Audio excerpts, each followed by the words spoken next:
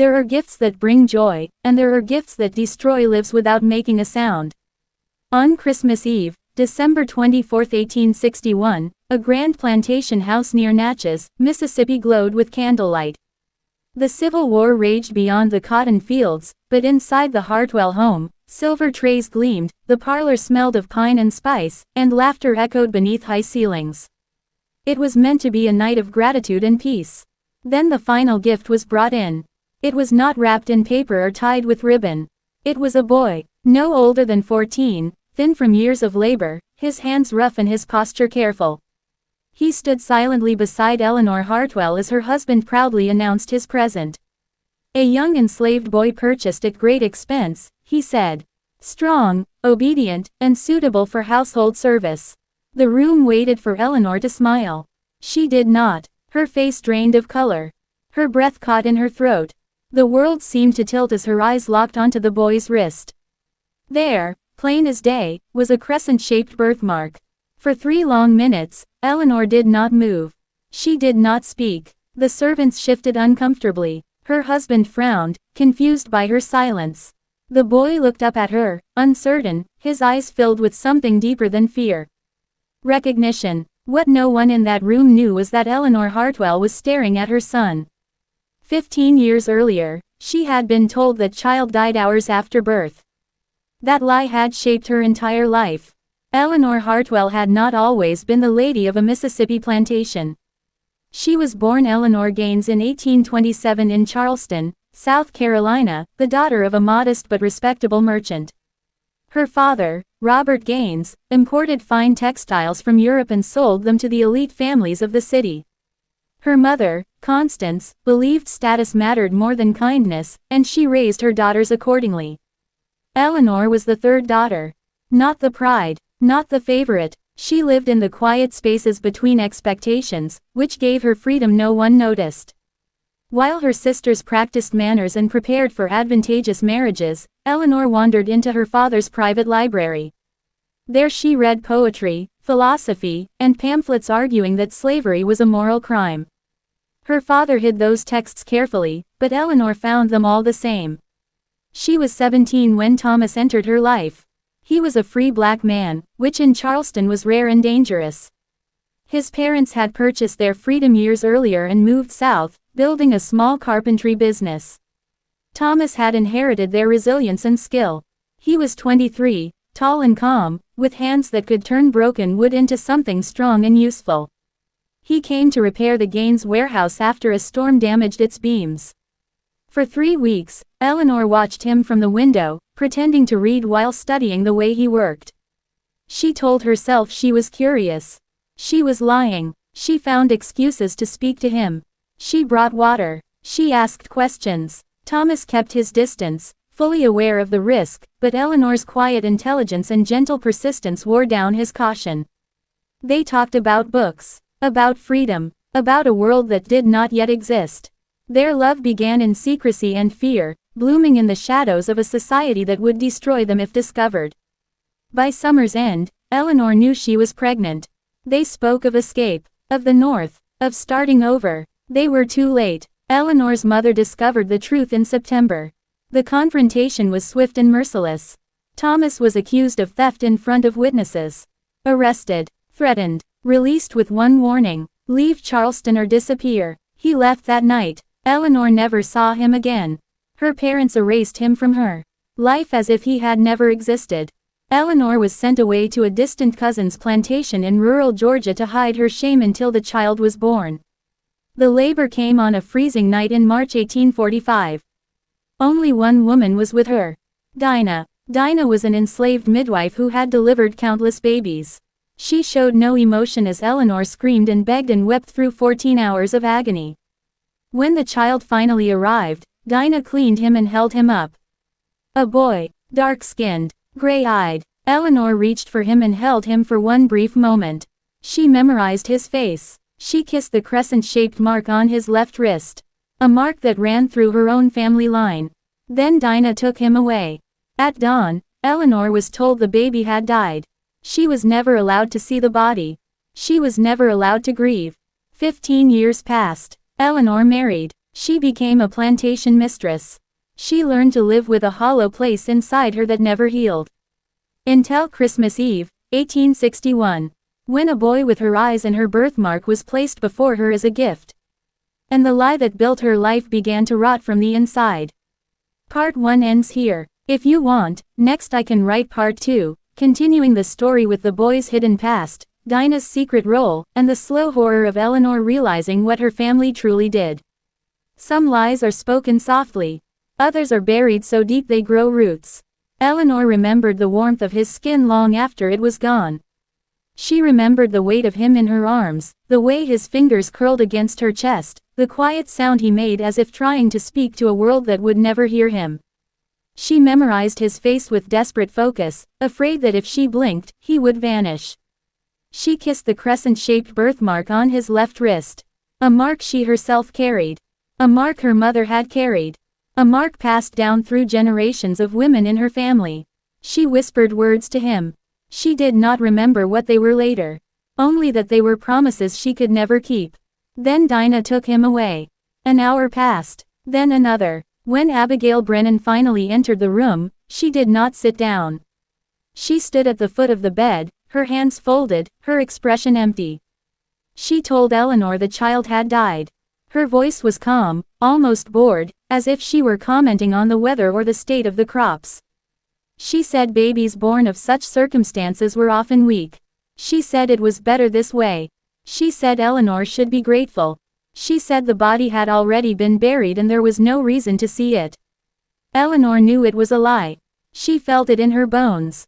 But she was 17 years old, confined to a strange house, surrounded by people who had complete control over her body and her future. She had no power, no voice, no one who would believe her even if she screamed. So she said nothing. She lay in bed for 3 days, staring at the ceiling, feeling the hollow ache where her child should have been. Her milk came in with no mouth to feed. Her arms felt empty and useless. Each breath felt like a betrayal of the life that had been taken from her. When she finally rose from the bed, something inside her had died as well. The girl who believed love could save her was gone. In her place stood a woman who understood that survival required silence, obedience, and sacrifice. She returned to Charleston in April of 1845.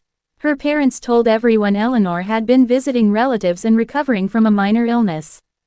No one asked questions. No one wanted the truth. Eleanor resumed her place in society. She attended dinners. She smiled when expected. She spoke politely and carefully. She never mentioned Thomas. She never mentioned Georgia. She never mentioned the baby. She buried it all so deeply that some nights, she convinced herself it had never happened. But the body remembers what the mind tries to erase. In the fall of 1847, Eleanor met William Hartwell. He was 42, a widower with sharp eyes and a hard mouth. His first wife had died in childbirth, leaving him with a large Mississippi plantation and no heir to inherit it. He was wealthy, respected, and lonely in the practical way men of his class understood loneliness. He was not kind. He was not gentle. But he was safe. Eleanor's parents encouraged the match. They spoke of security and stability. They reminded Eleanor that opportunities like this did not come twice. They made it clear that her past would remain buried only if she agreed. Eleanor accepted his proposal that December. She did not love him. She no longer believed love was something meant for her. They married in February of 1848. Eleanor wore white, but it felt like mourning cloth. When she left Charleston for Mississippi, she told herself she was leaving her ghosts behind. She was wrong. Hartwell Plantation lay 10 miles outside Natchez, perched near a bend in the Mississippi River. The house was massive, with tall white columns and wide verandas. Oak trees draped in Spanish moss surrounded it like silent witnesses. Beyond the house stretched endless cotton fields worked by more than 100 enslaved people. It was a kingdom built on suffering. William ruled it with precision and cruelty. He expected obedience from his workers, from his wife. Eleanor learned her role quickly. She managed the household, oversaw the domestic staff, hosted dinners and church gatherings. She learned names but never faces. She learned routines but never stories. Distance became her shield. She gave birth to her first child in November of 1850. A daughter named Catherine. The labor was easier than the first. The baby was healthy. She had Eleanor's gray eyes and William's dark hair. William accepted the child with forced patience. He wanted a son. Eleanor held Catherine and felt nothing. She fed her, bathed her, rocked her to sleep. She performed motherhood as duty, not love. There was a wall inside her that could not be crossed. Her second daughter, Margaret, was born in June of 1853. This time William did not hide his disappointment. He spoke openly of Eleanor's failure. He questioned her worth. He reminded her of her obligation to give him an heir. Eleanor listened in silence. Silence had kept her alive once. She trusted it again. Years passed in numb repetition. Seasons changed. Children grew. The plantation thrived. Eleanor became known as capable and cold. She formed no close friendships. She allowed no one to look too closely at her. At night, when the house was quiet, her thoughts returned to Georgia. To a baby with gray eyes. To a crescent-shaped mark. To a lie told too easily. She wondered if Thomas still lived. If he had searched for her. If he had ever known the truth. She did not cry. Tears were dangerous. By 1860, the nation itself began to fracture. Abraham Lincoln's election sent fear rippling through the South. In Mississippi, men spoke of secession as destiny. William was among them. He attended rallies, donated money, declared slavery a sacred institution protected by God. Eleanor listened and said nothing. When Mississippi seceded in January of 1861, William celebrated.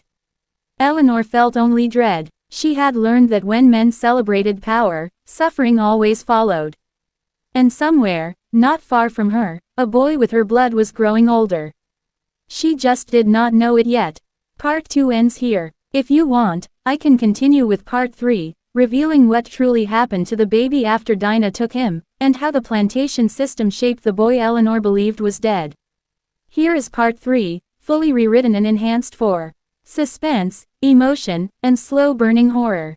It is written for an American YouTube audience, in easy and simple language, with a strong hook at the beginning and no dashes anywhere in the text. Some truths do not set you free. Some truths trap you in a cage you can never escape. By the winter of 1861, fear moved through Hartwell Plantation like a sickness. Whispers traveled faster than sound. Union troops were said to be nearby. Enslaved people vanished in the night. Entire plantations were rumored to have collapsed overnight, their owners ruined, their world overturned. William Hartwell answered fear with cruelty. Punishments grew harsher. Rules tightened. Patrols increased. Any hint of disobedience was crushed quickly and publicly. Eleanor watched from the shadows of the big house and said nothing, because she had learned long ago that silence was safer than truth. In late November, William traveled to New Orleans. He stayed for 2 weeks, returning on December 23 with a carriage full of supplies, contracts, and gifts.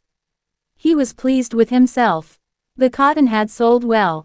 His fortune was secure. The war, he believed, would never reach him. Among the gifts was a boy. On Christmas Eve, William called everyone into the parlor. The tree glowed with candlelight. The servants stood stiffly along the walls. Catherine and Margaret sat quietly, watching their father with wide eyes. William handed Eleanor a package wrapped in festive paper. He smiled. "I thought you could use another house servant," he said. "A fine boy. Well trained. His name is Samuel." Eleanor unwrapped the paper slowly. Her fingers trembled. Inside was not a toy or jewelry, but a bill of sale. Her eyes scanned the words until the room began to spin. Samuel. Approximate age 14. House service. Distinguishing mark crescent-shaped scar left wrist. She looked up. The boy stood near the wall, hands folded, eyes lowered. Tall for his age. Thin. Dark-skinned. His face struck her like a blow. She saw herself in his eyes. She saw Thomas in his posture. When he shifted, his sleeve lifted, revealing the mark. The crescent. The world tilted. William spoke her name, but his voice sounded far away. Eleanor dropped the paper and walked out of the room without a word. That night, alone in her bedroom, the truth shattered her. Her son was alive. He had never died. He had been sold, passed from hand to hand like an object. And now he lived under her roof as property. She did not sleep. Before dawn, Eleanor dressed and slipped out of the house. The quarters lay silent in the cold darkness. She entered the cabin where the house servants slept and found Samuel awake, sitting on his cot. When she asked where he was born, his answer cut her open. Georgia. When she asked who raised him, he spoke the name that haunted her.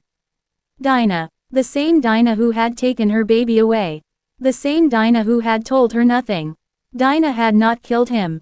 Dinah had kept him alive. When Eleanor showed him the matching birthmarks and whispered the truth, Samuel did not cry. He did not run to her. He asked the only question that mattered. If you are my mother, why am I still a slave? Eleanor had no answer. In the days that followed, the house felt different. Every glance carried weight. Every silence screamed. Eleanor watched Samuel move through his duties with quiet precision. He did not seek her out. He did not avoid her. He treated her the way all enslaved people were taught to treat their owners, with careful respect and guarded distance. It broke her. Eleanor wrote letters. To her cousin Abigail. To anyone who might know what happened in Georgia. To slave traders whose names appeared in Samuel's past. Most did not reply. Abigail answered once. The matter was handled appropriately at the time. Do not dwell on the past. Eleanor crushed the letter in her hand, shaking with rage. Appropriately. As if her child had been a mistake to erase. She turned instead to Samuel. Slowly, carefully, she learned his life piece by piece. Dinah had protected him when she could. Taught him to read using a hidden Bible. Told him stories of his mother. She said my mother cried when they took me, Samuel told her one afternoon. She said my mother loved me. Eleanor wept openly then. The truth burned too deeply to hide. But knowledge did not bring freedom. Eleanor could not act openly. William controlled everything. The law supported him. If he suspected the truth, Samuel's life would be in danger. So Eleanor began to change in small ways. She reassigned Samuel to lighter duties. She made sure he was fed well. She gave him access to books under the excuse of training him for household management. At night, she slipped him food and whispered warnings when William's temper grew dangerous. It was not enough. Samuel knew it was not enough. You are still afraid, he said to her quietly one evening. You are afraid of him. Eleanor did not deny it. As winter deepened, Union gunboats were sighted along the Mississippi River. Enslaved people fled whenever they could. Patrols tightened again. William grew suspicious of everyone. One night, Eleanor overheard him speaking to an overseer. He spoke of selling off certain servants before the war reached Natchez. Strong boys fetched high prices. Samuel's name was mentioned. That night, Eleanor made a decision. She could not save him within the law. The law had never protected either of them. She began to plan. She did not yet know how. She did not yet know the cost. But she knew one thing with terrible clarity. If she failed, her son would be lost forever. And if she succeeded, everything she had built would burn. Part 3 ends here. If you want, I can continue with Part 4, where Eleanor attempts a dangerous escape plan as the Civil War closes in and William begins to suspect the truth. Here is Part 4, written to deepen the horror, tension, and emotional weight. It begins with a strong hook, uses easy and simple language for an American YouTube audience, and contains no dashes anywhere in the text. Some plans are born from hope. Others are born from desperation. Eleanor's plan was born from fear. The night William spoke Samuel's name, something inside Eleanor hardened.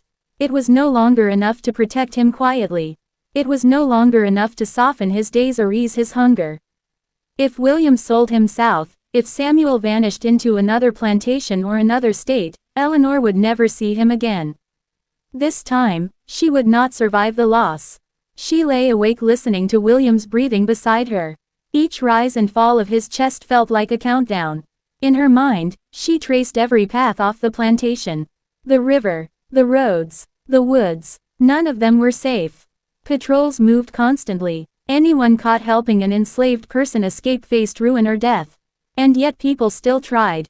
By daylight, Eleanor became someone else. She smiled more. She spoke softly to William. She agreed with his complaints about the war and the workers and the world changing against his will.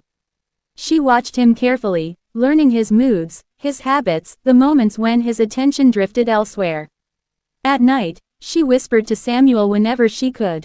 "You must be ready," she told him one evening as she passed him a folded scrap of paper hidden in a book. "When I tell you to go, you cannot hesitate." Samuel looked at her steadily. His face held no fear now, only resolve. "I have been ready my whole life," he said. Eleanor began gathering small supplies. Food wrapped in cloth, a knife, a pair of boots she hid beneath old linens. She memorized the river schedules and listened closely when overseers spoke. Union boats came closer each week. Freedom lay across the water, but the river was wide and unforgiving. At the same time, William changed. He began watching Eleanor more closely, asking questions, noticing her movements. One afternoon, he stopped her in the hallway and studied her face. "You have been distracted lately," he said. "Is something troubling you?" Eleanor forced herself to meet his gaze. "The war worries me," she replied. "The uncertainty." William nodded slowly, but suspicion lingered in his eyes. That same week, punishment came to the quarters. 2 men were caught attempting to flee. William ordered a public whipping. Eleanor stood at the edge of the crowd, her hands clenched inside her sleeves, as Samuel was forced to watch. William believed fear kept people loyal. He was wrong. That night, Eleanor found Samuel shaking with quiet rage. "They want to break us," he said. "They want us to forget who we are." Eleanor placed her hand over his. "They will not succeed," she whispered. But time was running out. Word came that William planned another trip to New Orleans in early January. He intended to sell several servants while prices were still high. Samuel was on the list. Eleanor knew this was her only chance. The escape would happen during William's absence. At night, through the woods to the river, a small boat waited hidden beneath reeds, something Eleanor had arranged through a trader sympathetic to the Union cause. It was a fragile plan built on silence and trust. The night arrived cold and moonless. Eleanor waited until the house slept. She dressed in dark clothing and slipped downstairs. Every floorboard creaked like a gunshot. When she reached the back door, she paused, pressing her hand to the wood, knowing once she stepped outside, there was no turning back. She went to the quarters and gave the signal. Samuel emerged without a sound. They moved through the trees like ghosts. Eleanor's heart pounded so hard she feared it would give them away. Every snap of a twig felt like discovery. They reached the river just as clouds shifted, revealing pale moonlight on the water. The boat waited. Then a voice shattered the night. "Eleanor." William stood at the edge of the trees, a lantern in his hand, a pistol at his side. "I wondered where you had gone," he said calmly. "And who you might be visiting." Samuel froze. Eleanor stepped forward instinctively, placing herself between them. "Let him go," she said. William laughed softly. "My wife sneaking about in the dark with a servant. You disappoint me." He lifted the lantern higher, illuminating Samuel's face. William studied him closely now, really seeing him for the first time. "Those eyes," he murmured. "I have seen them before." Eleanor felt the world collapse inward. William's gaze snapped to her. Understanding spread slowly across his face like rot. "My God," he said. "He is yours." Silence swallowed the riverbank. "You sold him," Eleanor said, her voice trembling but strong. "My family sold him. You bought my son." William's expression hardened into something terrible. "You deceived me," he said. "You made a fool of me." Samuel stepped forward. "I am leaving," he said. "Whether you like it or not." William raised the pistol. Eleanor moved without thinking. She struck his arm, knocking the lantern aside. The pistol fired into the trees. In the confusion, Samuel ran. William lunged after him, shouting. Eleanor grabbed the lantern and smashed it against the ground. Darkness swallowed them all. She heard footsteps, shouting, a splash, then silence. Minutes passed, or hours. Eleanor did not know. Finally, she crawled to the riverbank. The boat was gone. Samuel was gone. William lay unconscious near the trees, blood trickling from his head. Eleanor stood, trembling, staring at the empty water. She had done it, or she had failed. She did not know which. As dawn approached, Eleanor returned to the house. She washed the blood from her hands. She sat at the breakfast table and waited. When William woke hours later, he said nothing of the night. He told the household Samuel had escaped. That he would be found. That there would be consequences. Eleanor listened in silence. But deep inside, something stirred. Hope. And fear. Because if Samuel was free, the world would never allow Eleanor to be. Part 4 ends here. If you want, I can continue with Part 5, where the war reaches Natchez and Eleanor faces the consequences of her choice as secrets begin to surface. Here is Part 5, written to intensify the horror, guilt, and slow collapse of Eleanor's world. It begins with a strong hook, uses easy and simple language for an American YouTube audience, and contains no dashes anywhere in the text. Freedom does not arrive quietly. It comes like a storm, and it destroys everything in its path.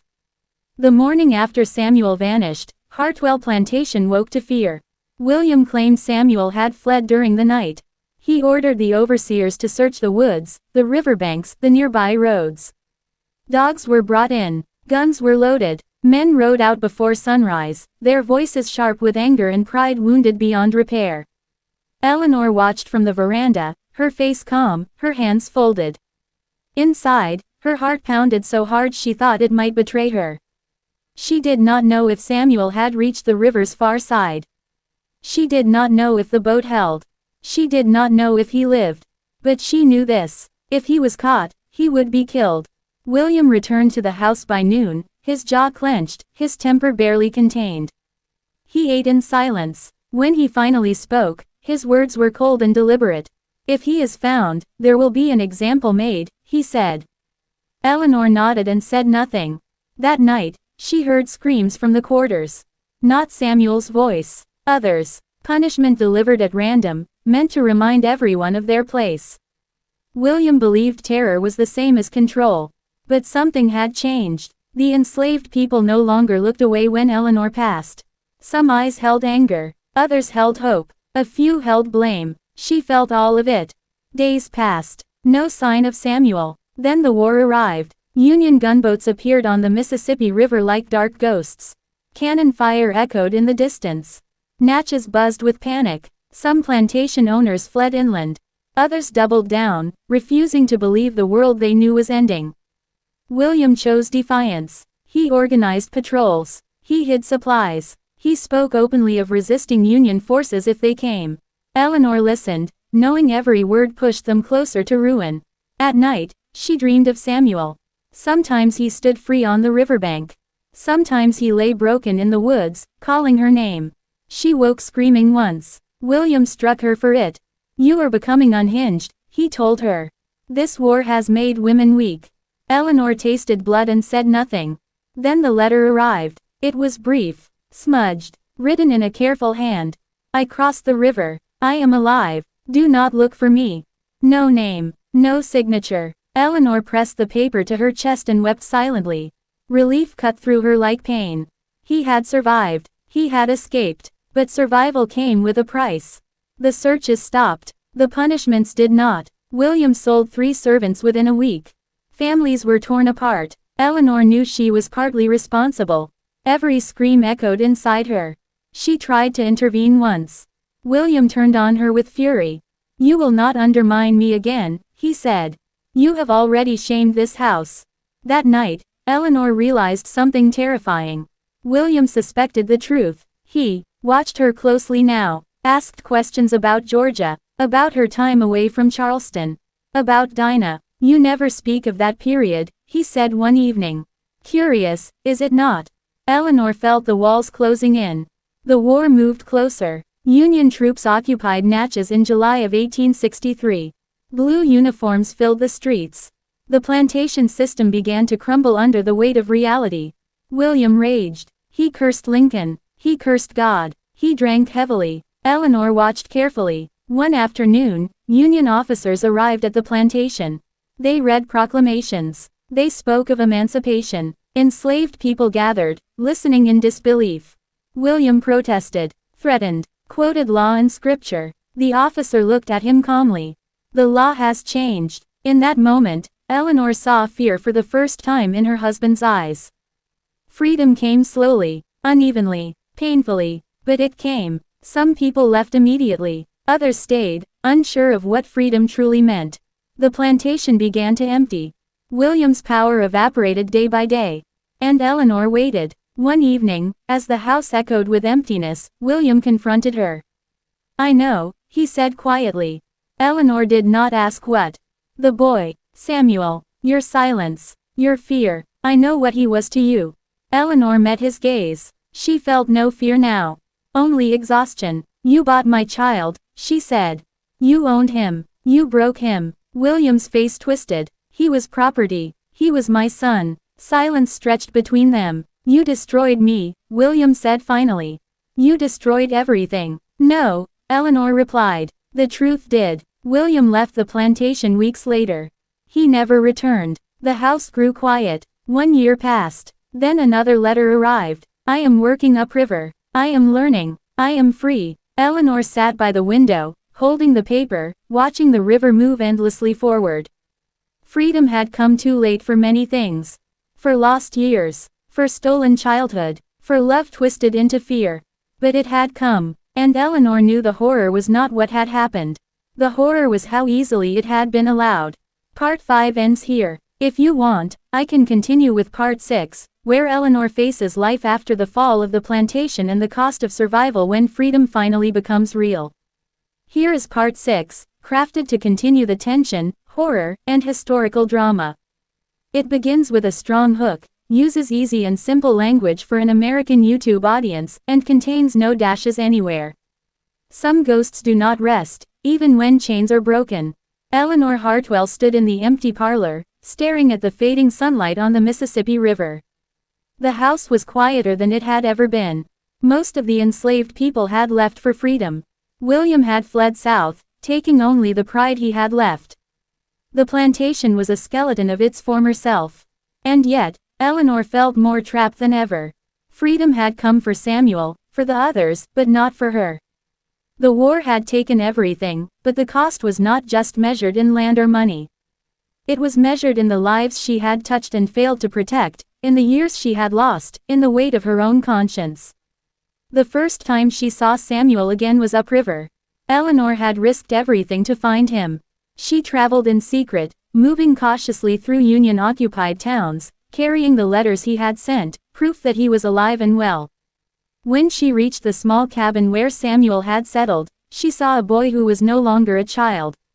He had grown strong, his gray eyes sharp and alert, his shoulders squared as if he carried the weight of every wrong done to him and everyone like him. Samuel turned when he heard her footsteps. For a moment, neither spoke. The air was thick with words left unsaid, with apologies that could never undo what had been done. "Mom," he said finally. "Why are you here?" "I came to see you," Eleanor replied, her voice trembling. "I had to see you." He studied her, measuring every movement, every shadow in her face. And then he said something that cut deeper than any whip or chain. "Why now? Why after 16 years? Eleanor swallowed hard. "I had no choice," she said. "I was powerless then, but I have power now. I can help you, protect you." Samuel shook his head slowly. "You speak as if power can fix what was broken. It cannot. It cannot bring back the years, the childhood stolen from me, from everyone." Eleanor felt tears burn her eyes. She took a careful step forward. "I know," she said softly. "I cannot undo the past. But I can stand with you now. I can try to make what comes next less cruel." He looked at her, his face a mixture of anger and longing, the same confusion Eleanor had seen when they first met in the quarters. "You failed me," he said quietly. "But I am alive, and so are you. That is all that matters now." For the first time in years, Eleanor allowed herself a small, cautious hope. Samuel was alive, he was free, and she had survived. The war was not over. Rumors of battles farther south reached them daily. Soldiers moved through the towns, bringing chaos and destruction. Eleanor knew that for her, survival would mean adaptation, cunning, and silence. She could not afford the luxury of grief anymore. Not if she wanted to live, not if she wanted to help Samuel.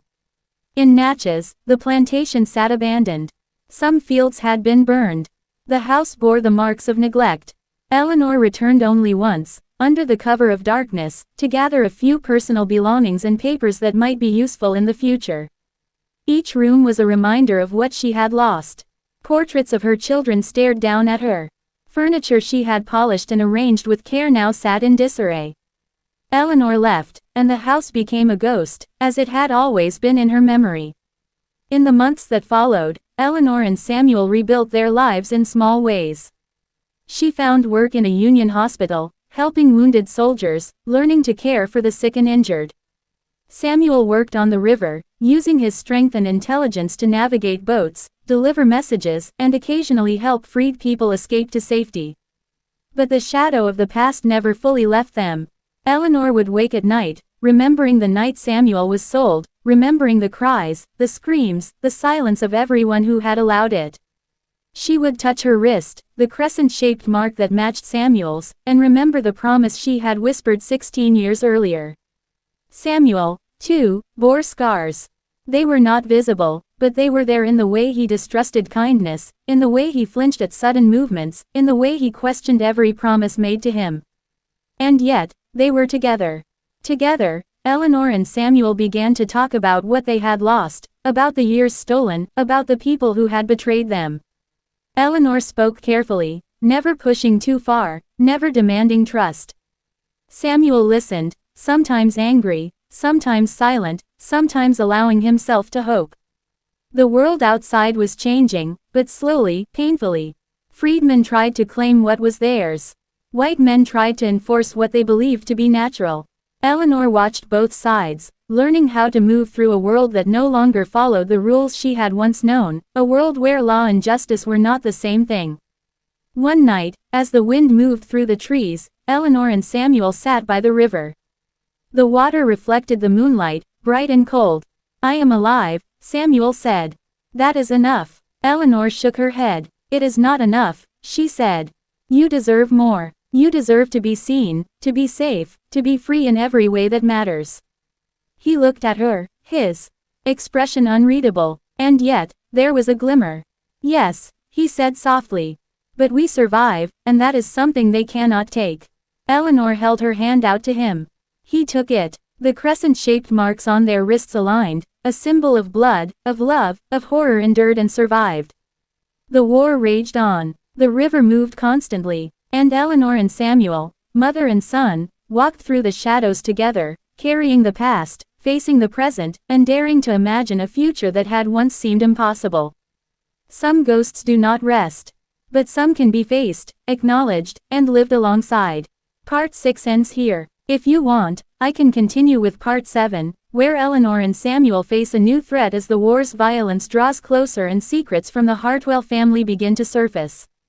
Here is Part 7, continuing the horror and historical drama. It begins with a strong hook, uses easy and simple language for an American YouTube audience, and contains no dashes. The river carries secrets, Eleanor thought, but some secrets fight to be heard. It was early 1864, and the war had spread closer to Natchez than ever before. Smoke from distant skirmishes hung low over the horizon. News traveled slowly, but it carried fear. Soldiers moved like shadows through the countryside. Small towns were raided. Families disappeared. Eleanor had learned to read the signs, to feel danger before it arrived. Samuel had grown cautious. The freedom he had claimed upriver was fragile. He avoided the towns when rumors of Confederate raids came, moving with a careful intelligence that Eleanor admired. He had become strong, resourceful, and wary of the kindness of strangers. Eleanor watched him sometimes, noting the way he carried himself, the way his eyes scanned the trees and the riverbanks. He was no longer a boy who had been sold as property. He was a man hardened by loss and survival. But the past does not stay hidden. One evening, a letter arrived, carried by a nervous courier who refused to leave until Eleanor had read it. The handwriting was familiar, a sharp, precise script she had not seen in years. It was from Abigail Brennan. Eleanor's heart froze. She had not heard from her cousin since the war began. Abigail's letters had always been brief, cold, and commanding. Now this one was different. The letter contained a single line. "You cannot hide what has been done. The Hartwell bloodline must be protected." No signature. No address. Just that line. Eleanor felt a chill creep up her spine. Abigail had always been cruel, but this was different. This was a warning. That night, she told Samuel. He read the letter quietly, then folded it carefully and placed it in his pocket. "We cannot ignore this," he said. "They will come for us." Eleanor nodded. She had already suspected it. Abigail had never forgiven her for the scandal 16 years ago. For the child she had tried to hide. For the truth she had refused to obey. And now, in a world upended by war, Abigail had found a way to strike back. The next day, Eleanor and Samuel prepared. They gathered supplies, hid valuables, and reinforced their cabin. Eleanor knew William Hartwell's former overseers were still loyal to his memory, still bitter about the loss of control over the plantation. She feared they would side with Abigail if she learned the truth. Days passed. Nothing happened, but the tension was unbearable. Every sound, every shadow, every creak in the floorboards felt like a threat. Then the men came. They were not soldiers. They were locals, faces Eleanor recognized from her time in Natchez. Men who had worked for William. Men who had seen Samuel grow up in the Hartwell house. Men who knew the value of the boy and the danger of Eleanor's secret. They demanded to see Eleanor. They threatened Samuel. They spoke of Abigail and her demands. They said she wanted the boy returned, or she would reveal everything to the remaining Hartwell relatives, to the townspeople, to the authorities. Eleanor felt a surge of anger she had not known she possessed. "No one will take him," she said, her voice trembling but firm. "He is my son. He is free, and no one will touch him." The men laughed. They did not believe her. They had been raised to obey the orders of white women who had wealth and influence. Eleanor was one of those women once, but now her power was fragile, and the men sensed it. Samuel stepped forward. He was calm, but his presence was enough to command attention. "You will leave," he said quietly. "And you will not return."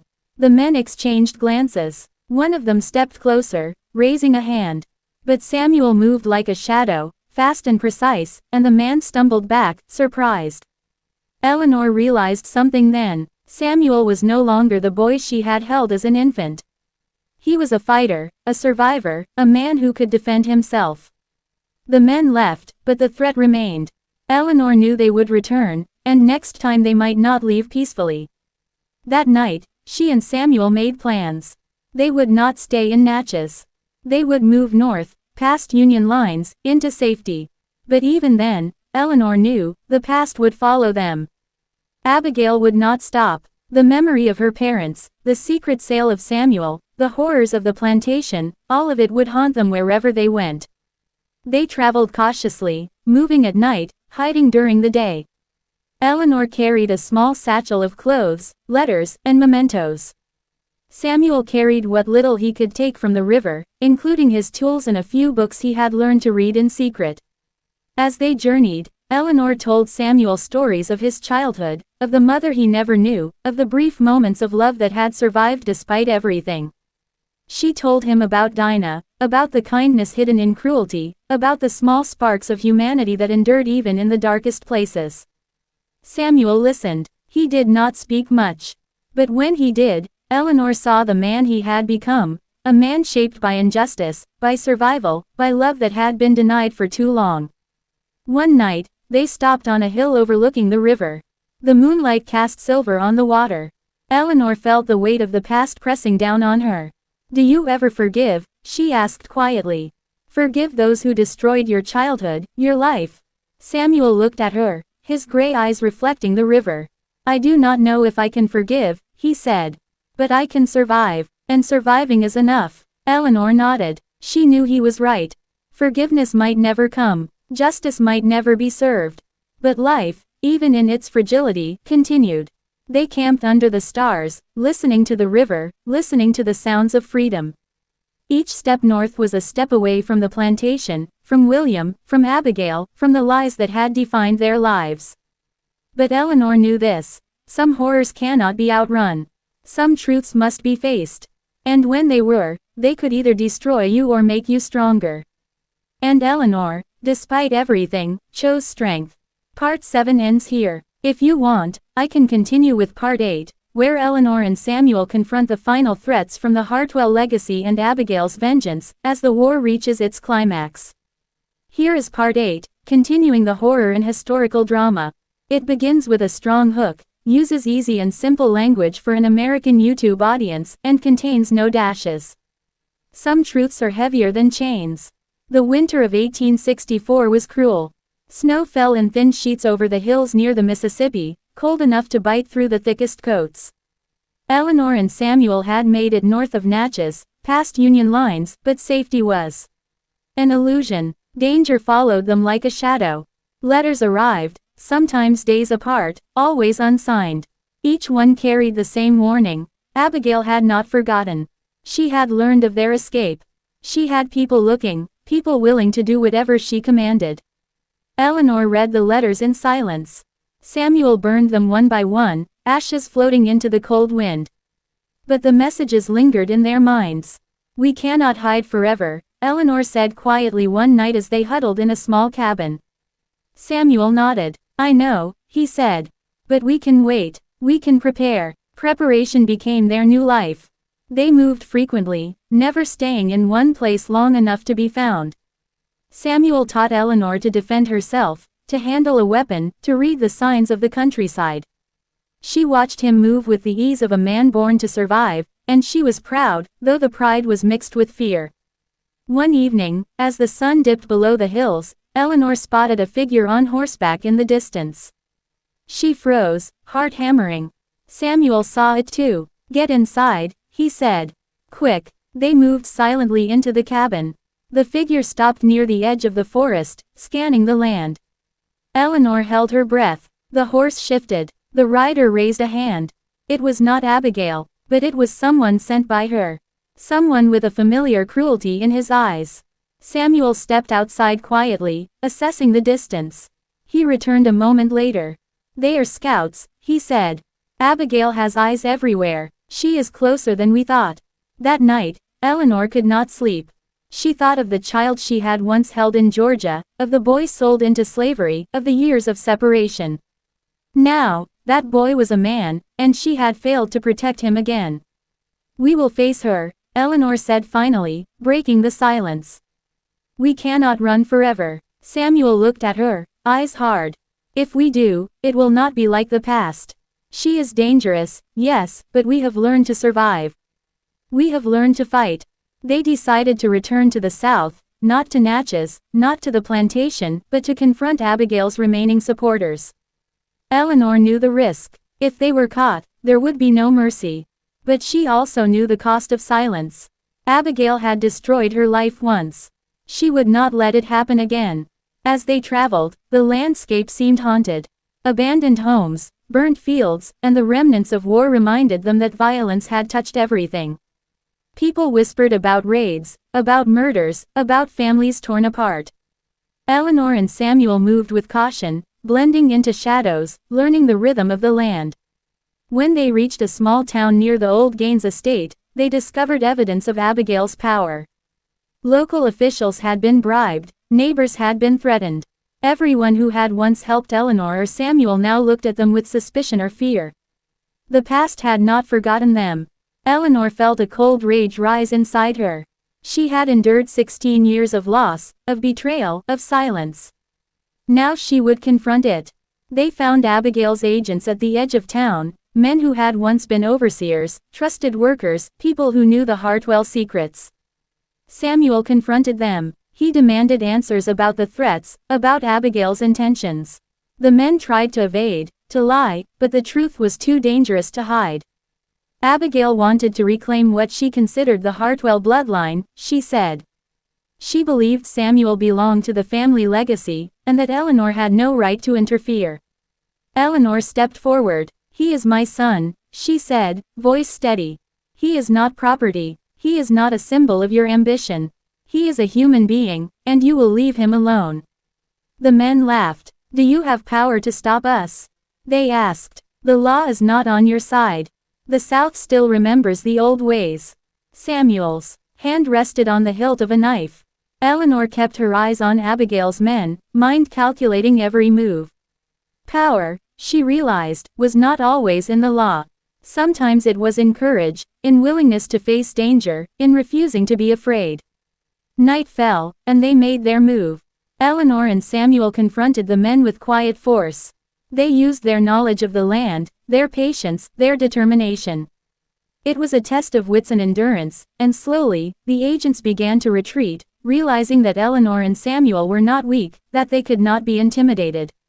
By dawn, the town was quiet. The agents had left, and Eleanor and Samuel had sent word to people they could trust further north. The message was simple: Abigail's reach could be resisted. They would survive, and they would not be broken again. That night, Eleanor and Samuel sat by a riverbank, exhausted, but alive. Eleanor looked at the boy she had held 16 years ago and now the man who had survived every horror life had thrown at him. "We have more battles ahead," Eleanor said quietly. "But for now, we are free." Samuel did not smile. He was cautious, but his gray eyes softened. "Yes," he said, "for now." The shadows of the past still lingered, but Eleanor understood something important. Fear could be faced, secrets could be confronted, and sometimes, the only way to survive horror was to step into it willingly, armed with truth and courage. As the moon rose over the river, Eleanor felt a strange sense of hope. They had faced Abigail's threats, resisted the weight of the Hartwell legacy, and survived. The war still raged, and the future was uncertain, but for the first time in years, Eleanor believed they might endure. Some horrors cannot be undone, she thought. But some can be faced. And that was enough to keep them moving forward. Part 8 ends here. If you want, I can continue with Part 9, where the final truths about the Hartwell family and Eleanor's past come to light, and the tension with Abigail reaches its climax. Here is Part 9, continuing the horror and historical drama. It begins with a strong hook, uses easy and simple language for an American YouTube audience, and contains no dashes. Some truths can no longer hide in shadows. The night was heavy with fog, the kind that clung to the trees and rolled across the fields like a living thing. Eleanor and Samuel had moved farther north, but Abigail's influence had followed them. Rumors spread faster than they could travel, whispers of the Hartwell curse, of the missing heir, of a woman who dared defy family expectations. Eleanor could feel it in the air, the way the wind carried the unease of distant voices. Each step they took brought them closer to confrontation, closer to the answers that had haunted them for 16 years. Samuel was restless. He moved silently outside the cabin, checking the perimeter, listening for sounds that should not exist. Eleanor watched him, a mix of pride and fear in her chest. He was not the boy sold into slavery. He was a man who had learned the meaning of vigilance and survival. Then the knock came. It was soft at first, almost polite, but Eleanor felt the tension spike in her chest. The door shook slightly as another knock followed, harder this time. Eleanor took a deep breath and opened it. Abigail stood there, her black dress blending with the fog, her eyes sharp and calculating. She had aged, but her presence was still commanding, almost terrifying. Behind her were two men, loyal to her cause, watching silently. Abigail smiled thinly. "Eleanor," she said, "it has been a long time." Eleanor stepped forward. "You have followed us far enough," she said. "This ends tonight." Abigail laughed, a sound that made the fog seem colder. "Ends tonight," she repeated. "But not the way you imagine. I am here to claim what is mine. The boy, or should I say the man. The Hartwell heir." Samuel stepped forward, his gray eyes blazing. "He is no one's property. He is my mother's son and my life belongs to me." Abigail's eyes flicked to Eleanor, assessing, calculating. Then she turned back to Samuel. "Bold," she said. "It seems the blood of the Hartwell women runs true. But blood is nothing without obedience." Eleanor felt anger rise like a storm. "I will not allow you to harm him," she said. "Not now, not ever." Abigail raised a hand and the men behind her moved forward. Eleanor instinctively stepped between Samuel and the threat. But Samuel was ready. He drew a small knife he had kept hidden, a blade sharp and precise. The first man lunged. Samuel was faster. The clash of steel rang out in the fog, echoing like distant thunder. Eleanor watched, heart pounding, as Samuel fought with a skill born of years of survival. Abigail stood still, watching, eyes cold. You cannot stop destiny, she said quietly. But Eleanor knew better. They were not powerless. Not this time. The fight was brief but fierce. Samuel's determination, his rage at the injustices of his life, carried him through. The men retreated, and Abigail's expression darkened. This is not over, she said. And then she vanished into the fog, leaving behind the weight of a family's cruel legacy. Eleanor and Samuel stood in the clearing, breathing heavily.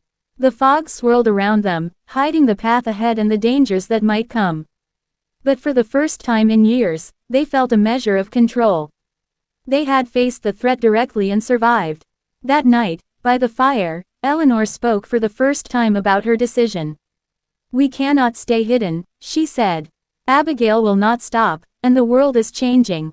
Samuel, you must claim your freedom fully. Not just from slavery, but from the lies, from the past, from everything that kept you bound. Samuel nodded. I know, he said. But it is not easy.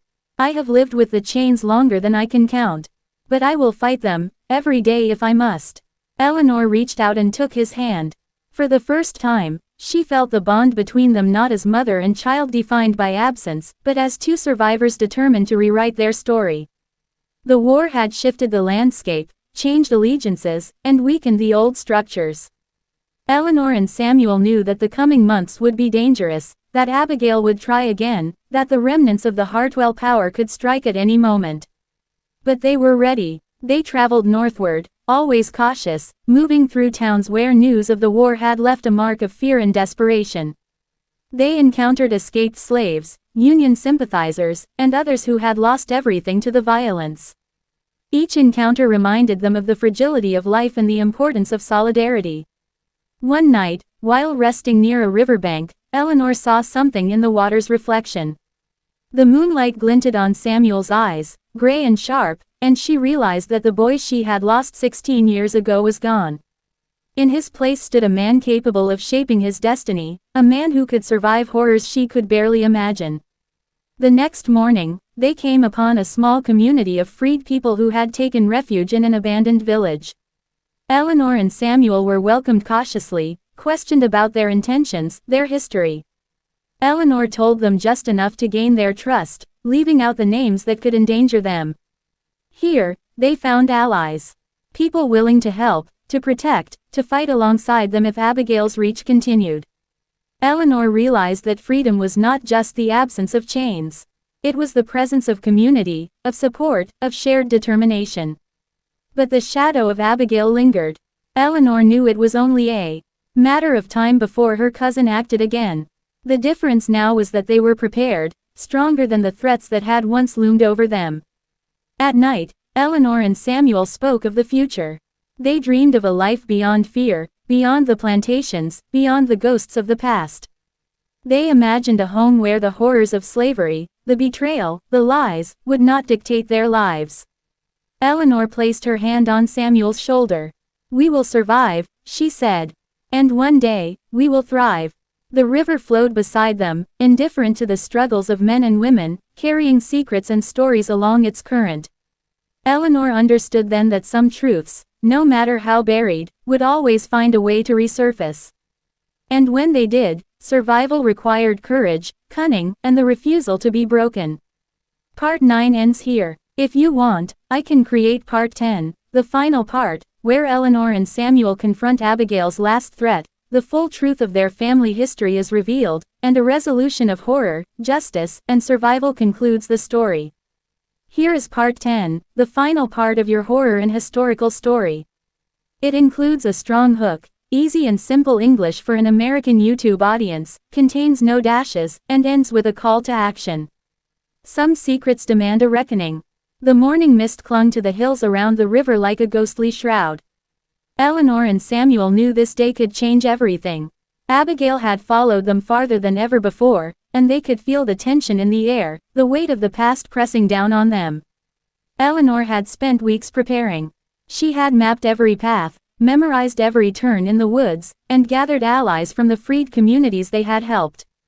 Samuel had trained with her tirelessly, sharpening his skills, his mind, his courage. They were ready to face Abigail and finally end the shadow that had haunted them for 16 years. The first sign came at noon. A figure emerged from the fog along the riverbank. Abigail, tall and cold, with eyes like steel. Behind her, men who had once served the Hartwell estate followed silently. There was no hesitation, no pretense of diplomacy. Abigail had come to claim what she believed belonged to her. Eleanor stepped forward, voice strong. "This ends today. You will harm no one, not Samuel, not me, not anyone else." Abigail laughed, a sound that cut through the fog. "You think you can stop me? You, Eleanor Hartwell, the girl who let her own child be stolen, the woman who has lived in fear her whole life. I am the power of the Hartwell bloodline, and you cannot deny it." Samuel moved closer to his mother. He was no longer the boy she had lost 16 years ago. He was a man forged by hardship, courage, and survival. "I decide my own life," he said. "You have no power over me." Abigail's expression hardened. "Very well," she said. "If you will not yield, then you will face the consequences." The confrontation was fierce. Abigail's men advanced, but Eleanor and Samuel, with allies hidden in the trees, met them with resistance. Shots rang out, shouts echoed, and the fog was filled with movement. The struggle was not just physical but emotional, a clash of years of pain, betrayal, and survival. Eleanor fought with every ounce of her strength, protecting Samuel and the people who had helped them. She realized that the horror of her past had given her a unique skill. She could endure fear and act with precision under pressure. Samuel was equally relentless, moving with calculated strikes, his knife and wits a deadly combination. As the sun began to fall, the battle reached its climax. Abigail, desperate and furious, advanced toward Samuel. Eleanor stepped in, blocking her path. "This ends now," she said, voice filled with power and authority she had never felt before. Abigail hesitated. For a moment, Eleanor saw fear flash in her eyes. The past cannot be rewritten, but the present can be controlled. The legacy of cruelty, the theft of innocence, the lies that had haunted generations, could end here. With a final confrontation, Abigail was forced to retreat. The fog swallowed her and her remaining men. Eleanor and Samuel stood in the clearing, breathing heavily, the weight of 16 years finally lifting from their shoulders. They had survived. They had faced the horror of their past and emerged stronger. Eleanor looked at Samuel and saw not just her son, but a man who had reclaimed his life. Samuel looked at her and saw not just a mother, but a woman who had fought, endured, and refused to be broken. In the days that followed, Eleanor and Samuel began to build a life together. They moved to a northern state, far from the shadows of the South. They helped others who had escaped slavery, building a community where people could live freely and safely. Eleanor reflected on the years of loss, the years of silence and grief. She understood now that survival was not just about enduring, but about taking action, making choices, and refusing to be controlled by fear or lies. Samuel reclaimed his name, his identity, and his freedom. He learned about his heritage, the history of his family, and the injustices that had been done. But he also learned forgiveness, resilience, and the power of choosing his own path. Eleanor and Samuel never forgot the horrors of their past, but they did not allow it to define them.